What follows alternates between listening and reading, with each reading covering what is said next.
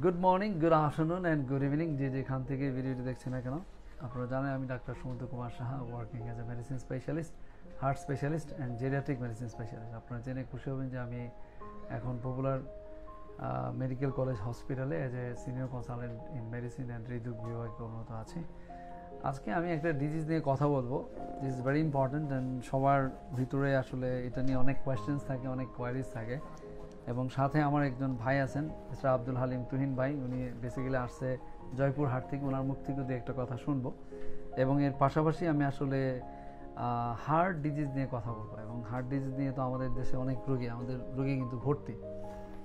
তো এটার ইতিহাসটা হচ্ছে, আমি বলবো গল্পটা হচ্ছে এরকম যে আমরা যখন ছোট ছিলাম, হ্যাঁ, লাইক আমি যদি বলি in the year of 80s কথা বলছি, 80s 90s কথা যদি বলি, ছোটোবেলায় 90s কথাই যদি বলি, 90s গল্প, তখন আমরা জানতাম যে ধনী মানুষ মানেই হচ্ছে সে মোটাসোটা হবে, ঠিক আছে, রিচ মানুষ মোটাসোটা মানুষ, আর মোটাসোটা মানুষই হচ্ছে রিচ, এবং তাদেরই আসলে হার্টের রোগ হয়। বুঝতে পারছেন কিনা? এবং এটা তখন ছিল, এটা হার্টের রোগ এবং এই ধরনের রোগগুলো আসলে তাদেরই হইতো। গ্রামে গঞ্জের লোকজনের হার্টের রোগ সুখ হইতো না, সত্যিকার বেশি পরিশ্রম করতো। হ্যাঁ, বেশি পরিশ্রম, কায়িক শ্রমটা বেশি ছিল। তো এই গল্পটা কি হয়ে গেল, যখন 90s চলে গেলে, এখন 2000 মানে টুকের জগৎ আসলো, 2000 সালের গল্প আসলো, তখন আমাদের দেশ উন্নয়নশীল হওয়া শুরু হলো, মানে উন্নতির দিকে চলতে শুরু করলো। যখন উন্নয়নশীল হইলো তখন মানুষের পকেটে টাকা আসে, আর মানুষ আসলে প্রথম তার ইন্দ্রিয় তৃপ্তির জন্য প্রথম কাজটা করে খাবারটা চেঞ্জ হয়ে যায়। সে প্রতিদিন গুস্তা খাওয়া শুরু করে, প্রতিদিন সে মানে লুক্রেটিভ তৈলাক্ত খাবার, সুস্বাদু খাবার। মনে রাখবেন, যেই খাবার খুব মুখরোচক সেটা শরীরের জন্য ক্ষতিকর, তত খারাপ আর কি। তো যত মুখরোচক খাবারগুলো আপনি খেতে থাকেন, মানে আপনার যেহেতু আপনি স্বাচ্ছন্দ্য মানে সচ্ছলতায় আছেন, আপনার দেখা যায় খাবারটাকে আপনি প্রথমেই বিশেষ করে। এবং এই খাদ্যাভ্যাস পরিবর্তনের সাথে সাথেই আমাদের পুরো দেশ, আমরা বলবো যে বাংলাদেশ, ইন্ডিয়া, পাকিস্তান, আমি যদি সব এই সাউথ ইস্ট এশিয়ান জোনেই বলি, সবার খাদ্যাভ্যাস পরিবর্তন হওয়ার কারণে, এবং পাশাপাশি আরেকটা জিনিস যোগ হয়েছে 2000 সালে, সেটা হচ্ছে আমাদের হাতে মোবাইল সেট চলে আসছে। মোবাইল শব্দের অর্থ হচ্ছে চলমান, মানে আপনার হাতে মোবাইল দিয়ে দেওয়া, আপনাকে স্থির করে দেওয়া হয়েছে, মানে আপনার হাতে মোবাইল দিয়ে আপনাকে ফিক্স করে দেওয়া হয়েছে, আপনার চলাচল বন্ধ করে দেওয়া হয়েছে। কারণ আমরা ছোটোবেলায় দেখতাম যে কোনো বাড়িতে আমার মা বা আমার বাবার কোনো একটা ইনফরমেশন দেওয়ার জন্য আমরা হেঁটে গিয়ে বাড়িতে গিয়ে ইনফরমেশন দিতাম, ঠিক কিনা? আর এখন ফোন দিয়ে কাজটা হচ্ছে। ইভেন এই রুম থেকে আরেক রুমে পর্যন্ত আমরা যাচ্ছি না, যে ফোনটা দিয়ে আমরা খবরটা বলে দিচ্ছি যে আসো এই রুমে আসো। তাহলে আমরা আসলে আমাদের কায়িক শ্রম কিন্তু কমে যাচ্ছে। কমে যাওয়ার কারণে কিন্তু আমাদের বর্তমানে হার্টের রোগ বেড়ে গেছে। তো হার্টের রোগ বাড়ার কারণগুলো হচ্ছে, এটা একটা প্রধান কারণ আমি বলবো, মূল কারণ আমাদের এই সাউথ ইস্ট এশিয়ান জোনে। আমি যেহেতু ইংল্যান্ডে ছিলাম, ওখানে কিন্তু দেখছি হার্টের রোগী কিন্তু আবার খুব কম, অত বেশি না। আমাদের এই সাবকন্টিনেন্টে যেই পরিমাণ রোগী পাওয়া যায়, ওদের কিন্তু হার্টের রোগ কমে গেছে। কারণ আমরা যখন ছোট ছিলাম তখন আমরা তাদেরকে ফলো করতাম। কারণ আগে এক সময় ছিল যে ব্রিটিশরা বা অন্যান্য লোকজনরা বেশ মোটাসোটা ছিল, এটা ফলো করতো মানুষ। কিন্তু সেটা আসলে আরও অনেক আগে, প্রায় 100-200 বছর আগের কথা। কিন্তু ওরা এখন বুঝে গেছে যে স্বাস্থ্য সচেতনতা কী জিনিস, ওদের খাদ্য, লাইফস্টাইল, এভরিথিং কিন্তু চেঞ্জড। হ্যাঁ, তো যার কারণে ওখানে কিন্তু মানে এই ধরনের হার্টের রোগ কিন্তু আমরা এত বেশি পরিমাণে পাই না। আমাদের দেশে যেমন অল্প বয়সে 30, 40, 50 বছরেই আমাদের হার্টের রোগগুলো হচ্ছে। হার্টের রোগ হয় সাধারণত 50, 60, 70, 80 এরকম বয়সে হবে হার্টের রোগ। এখন কেন হার্টের রোগ হবে? তো একটা মেসেজ আমি দিচ্ছি যে হ্যাঁ, আমাদের দেশে একটু কমনলি হচ্ছে যে 40-এর আগেই হার্টের রোগ হচ্ছে, এবং সেটার কোনো কারণও খুঁজে পাওয়া যায় না। সেটা হতে পারে, এমনও দেখা গেছে যে কোনো ছেলে বা মেয়ের হাই ব্লাড প্রেশার নাই, ডায়াবেটিস নাই, অন্য কোনো রোগ নাই, তারপরে তার হার্টের অ্যাটাক করে বসে আছে। এটাকে আমরা ফ্যামিলিয়াল টেন্ডেন্সি বলি, ফ্যামিলিয়াল কারণে হয়। এছাড়াও আরও একটা গ্রুপ অফ পিপলস আছে যাদের কি হয়, এই সকল কারণ না, ডায়াবেটিসও নাই, প্রেশারও নাই, কিন্তু দেখা যায় তার হার্টে, এই রক্তের মধ্যে এমন কিছু প্রোটিন আছে যেটা আমাদের রক্তকে তরল করতে সাহায্য করে। সেই প্রোটিনগুলো যদি অভাব হয়, তাহলে রক্তটা কি জমাট বেঁধে যাবে। এই গ্রুপ অফ পিপলসটা আমরা পাচ্ছি যে রক্তের মধ্যে কিছু প্রোটিনের অভাবের কারণে রক্ত তরলতা কমে যায়, রক্তটা ঘন হয়ে যায়, রক্তটা জমাট বেঁধে যায়, জমাট বেঁধে রক্তনালীকে ব্লক করে ফেলে। তো এই ধরনের আমরা পাচ্ছি। এইরকমই আমি আজকে আব্দুল হালিম তুহিন ভাইয়ের আমরা একটা মেসেজ দিতে আছি, ওনারও কিন্তু আমরা এরকম একটা প্রোটিন পেয়েছিলাম এবং ওনাকে আমি আসলে ওষুধ দিয়েছি 1 মাস আগে। আজকে আমি দেখতেছি আজকে জুন জুলাই মাস চলছে। তো আমি যে মেসেজটা দিতে যাচ্ছি বেসিক্যালি আমি সবসময় একটা কথা বলি যে গাছের পাতা যদি নষ্ট হয় গাছের গুঁড়ি দিয়ে পানি ঢালতে হবে।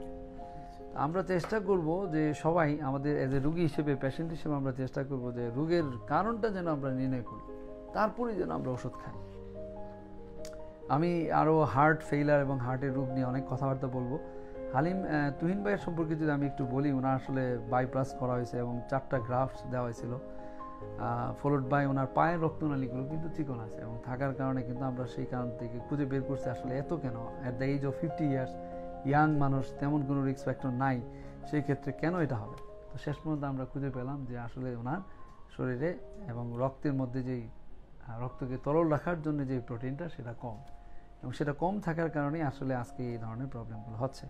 এবং সাথে আরও ওনার প্রেশার আছে, প্রেশারেরও আমরা কারণ খুঁজে বের করছি। এখন মোটামুটি উনি ভালো এবং হার্টের ফাংশনও ভালো। আজকে আমাকে জিজ্ঞেস স্যার আর কোনো কিছু প্রবলেম, আমি বললাম না, উনিও ওনার দিক থেকে বেশ ভালো আছেন। এনিওয়ে, সো আমার খুব ভালো লাগতেছে। তো আমি আজকে 3 মাস পরে দেখবো, পারলে পরে আবার 6 মাস পর দেখবো আর কি। জি তুহিন ভাই, আপনার বক্তব্য। বিসমিল্লাহির রহমানির রহিম। আমি খুবই অসুস্থ ছিলাম। আপনার বাড়িটা বলেন কোথায়? আমার বাড়ি জয়পুরহাট জেলা, বগুড়া থেকে 60 কিলোমিটার পশ্চিম দিকে। বগুড়া থেকে 60 কিলোমিটার পশ্চিম দিকে। এলাকাটার নাম কি? জয়পুরহাট জেলা। গ্রামের নাম কি? গ্রামের নাম জয়পুরহাট শহরই, প্রফেসর পাড়া। কি বলে? প্রফেসর পাড়া। প্রফেসর পাড়া মানে কি সব প্রফেসররা থাকে? প্রফেসর বেশি থাকে। আচ্ছা, যাক। ওখান থেকে আমি প্রথমে আর অপারেশন করছি, 3টা ব্লক হয়েছিল। সেই ব্লকে ওষুধ খাচ্ছিলাম, তারপরে আমি ওষুধ দিয়ে তেমন আস্থা পাচ্ছিলাম না, সমস্যা মনে হচ্ছিল।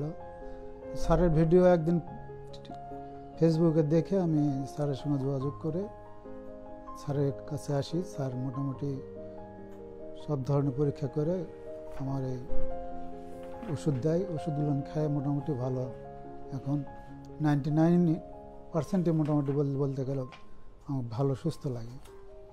হ্যাঁ, কিছু সমস্যা আছে, সেটাও স্যার বলছে এটাও ঠিক হয়ে যাবে। আপনারা আমার জন্য দোয়া করবেন, স্যারের জন্য দোয়া করবেন। স্যার যেভাবে ফলো আপ করে, আসলে কেউ না একবার না আসলে সেটা বুঝতে পারবে না। এই ছিল আমার সংক্ষিপ্ত কথা। স্যারে আল্লাহ অনেক দিন বাঁচে রাখুক। এই তো। ফ্যান্টাস্টিক। তুহিন ভাই, আপনি কি করেন? আমি ব্যবসা করি, বর্তমানে রেস্টে আছি। আচ্ছা, যাক। সো তুহিন ভাইয়ের জন্য সবাই দোয়া রাখবেন। আমি যে মেসেজটা দিতে আছি, আসলে আমরা একটা জিনিস খেয়াল করব যে হার্ট কি করে, হার্ট পাম্পিং করে সমগ্র শরীরে খাবার দেয়, কিন্তু হার্ট আবার যখন এরকম ব্যাক করে তখন সে নিজের খাবারটা খায়। তার হার্টের গায়ের মধ্যে কিছু রক্তনালী, এই যে আমাদের রগগুলো দেখতেছি না হাতের মধ্যে, এই রগগুলোর মাধ্যমে, এইরকমই হার্টের গায়েও রক্তনালী আছে। তার 3টা মেইন রক্তনালী আছে, এই রক্তনালীর মাধ্যমে পুরো খাবারটা দেওয়া হয়। আমাদের একটা ঘরের যেমন 4টা দেওয়াল থাকে না, ঠিক এরকমই হার্টেরও এরকম আমাদের দেওয়াল আছে, সামনের দেওয়াল, পিছনের দেওয়াল, নিচের দেওয়াল, ডানের দেওয়াল, বামের দেওয়াল, এরকম আর কি। তো এই দেওয়ালগুলোকে, এই 3টা রক্তনালী পুরোপুরি দেওয়ালগুলোকে খাবার দিচ্ছে। এই রক্তনালীগুলো যদি ব্লক হয়ে যায়, তখনই আমাদের এই হার্টের পাম্পিং ক্ষমতা বা এই যে হার্টের যেই রোগগুলো, হার্ট খাবার না পেলে কী হবে, সে দুর্বল হয়ে পড়বে, হার্টটা দুর্বল হয়ে যাবে।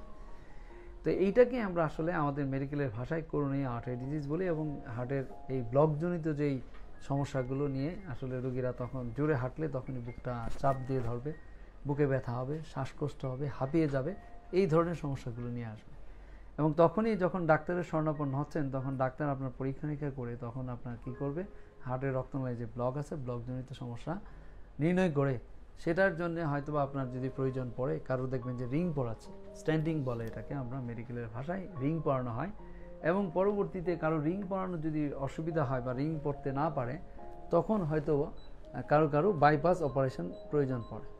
মানে যেই রাস্তাটা দিয়ে হার্ট খাবার পাচ্ছিল ওই রাস্তাটা যদি এমনভাবেই ব্লক থাকে যে ওখানে আসলে রিং পরানো যায় না, রিংয়ের সাইজের সাথে না মিলে, হ্যাঁ, তখনই কী করা হয়, বাইপাস রাস্তা তৈরি করে দেওয়া হয়।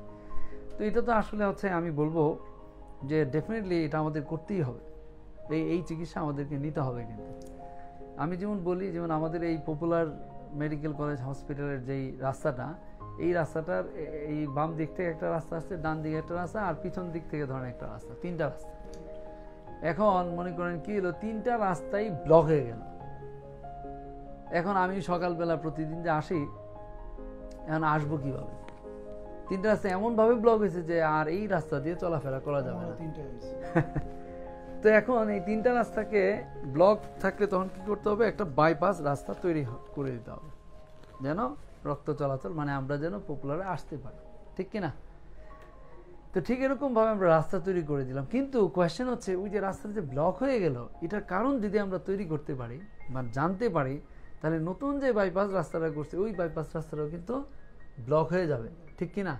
তাহলে কারণ নির্ণয় করতে হবে, যে আমরা যে কারণটাকে যদি এক্সক্লুড করতে পারবো বা কারণটাকে নির্ণয় করতে পারবো, কারণটা সমাধান করতে পারি, তাহলে আমরা বেশি বেনিফিটেড হবো। আমার একটাই মেসেজ আমি সবসময় দেওয়ার চেষ্টা করি, একটাই কথা বলি, যে আসলে আমাদের কারণ জানতে হবে।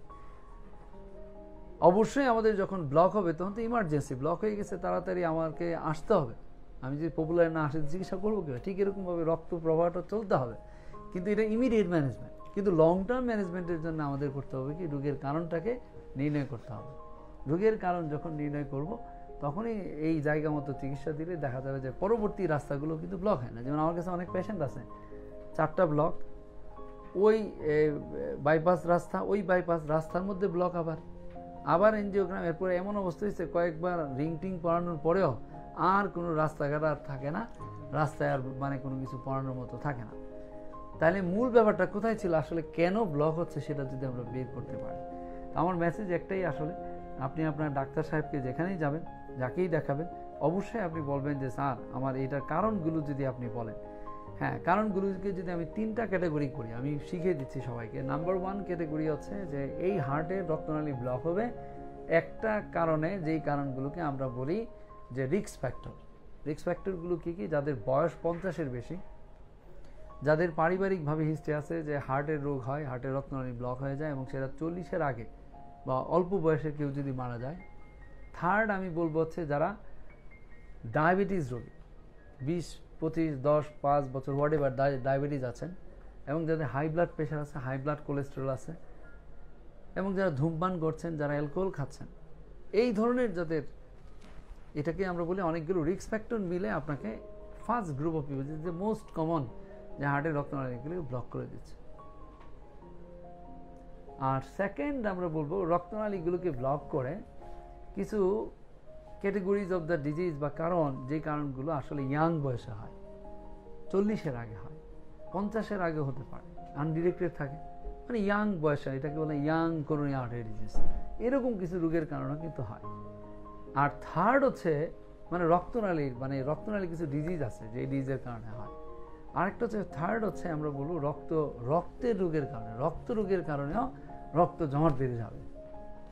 এই 3টা ক্যাটাগরি যদি আমরা মনে রাখি, এবং আমরা যদি কোনো ডাক্তার সর্বপন্ন যখন হব হার্ট স্পেস, তখন জিজ্ঞেস করবো স্যার আমার এই 3টা ক্যাটাগরির মধ্যে কোন ক্যাটাগরিতে আসলে আমার হার্টের রক্তনালীটা ব্লক হয়েছে, এটা যদি স্যার নির্ণয় করে দিতেন, তাহলে আমার উপকারটা আরও বেশি পাবো। এনিওয়ে, সো সবাই আমি আশা করি আমি একটা মেসেজ দেওয়ার চেষ্টা করছি, আপনারা মেসেজটা পেয়েছেন, আমি এডুকেট করার চেষ্টা করছি আপনাদেরকে। এবং এই তুহিন ভাইয়ের জন্য সবাই দোয়া রাখবেন, আমার জন্য দোয়া রাখবেন। সবাই সুন্দর থাকুন, সুস্থ থাকুন। Thank you very much.